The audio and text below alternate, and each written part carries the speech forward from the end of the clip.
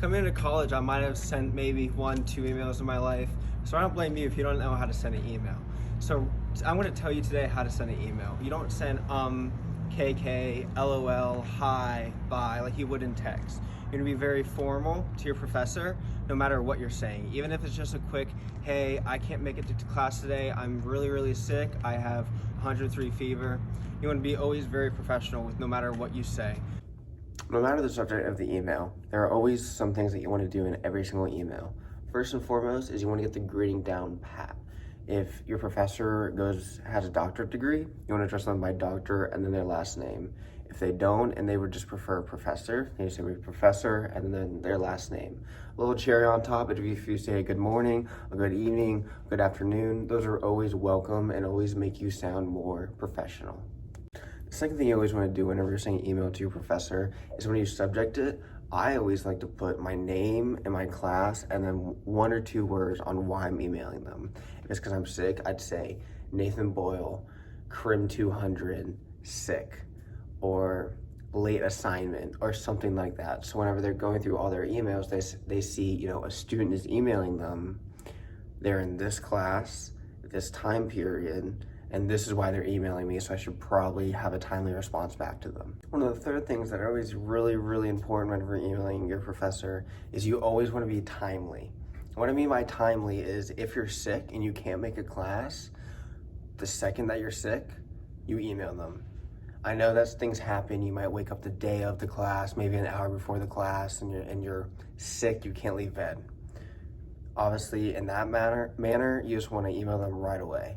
But if you're feeling sick the day before, or maybe even 2 days before, and you don't think you're gonna make class, you went to the doctor, you have a note, you wanna email them telling them right up front what happened. Hey, I have a fever, my stomach hurts, I've been throwing up, I went to the doctor, and I have a doctor's note to forward to you, because I know that my freshman year, I got very, very sick, and I went to the health center, and they just diagnosed me with some random virus that I had.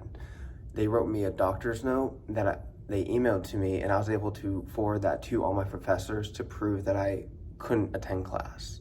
So you just always want to be timely with your emails to your professors, and you always just want to tell them all the details.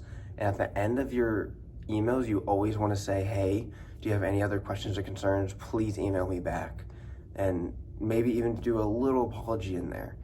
It just always looks better on your side of things because it just makes it look like it's genuine and you're not just skipping class.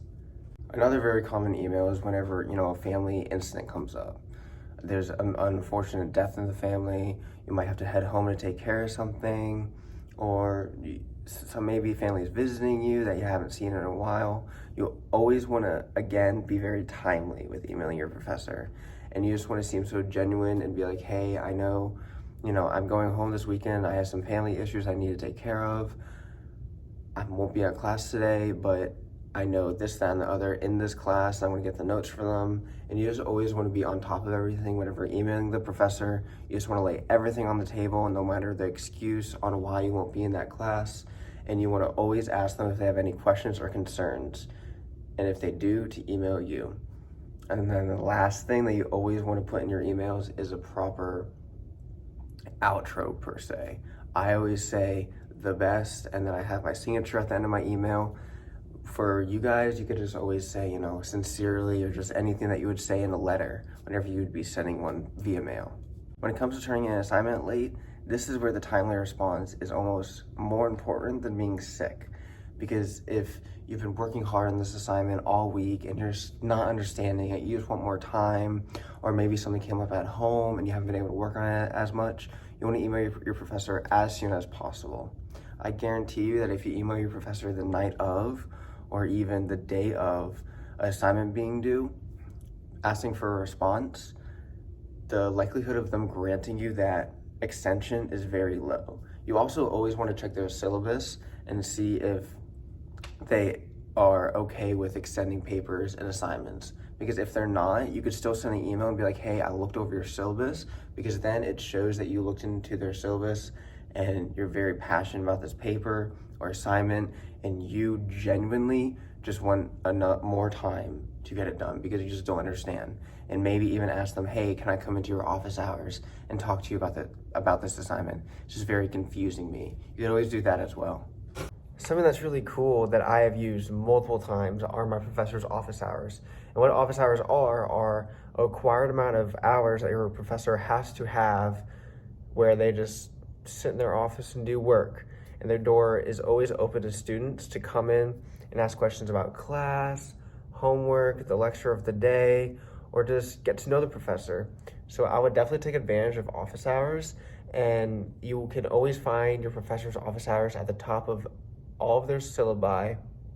And also, you can always email your professor if you cannot find the syllabus and ask when their office hours are.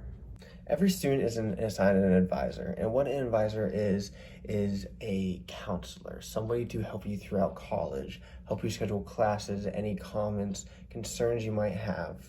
The only time your advisor will ever change is if you change majors, because your advisor is a professor in your major department. So I am a double major with criminal justice and sociology. I have the same advisor for both my majors because they both fall under the same department. If you're a double major with crim and music, then you will have an advisor for your music major and an advisor for your crim major. And you can go to your advisor about any questions you might have about classes, professors, internships, Longwood in general, switching majors, adding a minor, any questions you might have. So I think that every single advisor sends out an email wanting to do a one-on-one with you to schedule a appointment. In that appointment, you will go over your classes for the next semester. They will tell you your PIN for registration, and they will tell you your registration time and date. And so if you ever have any questions about what classes you want to take, you are never alone. You have us as peer mentors to come to, but you also have your advisor that can give you professional aid and help for your upcoming semesters.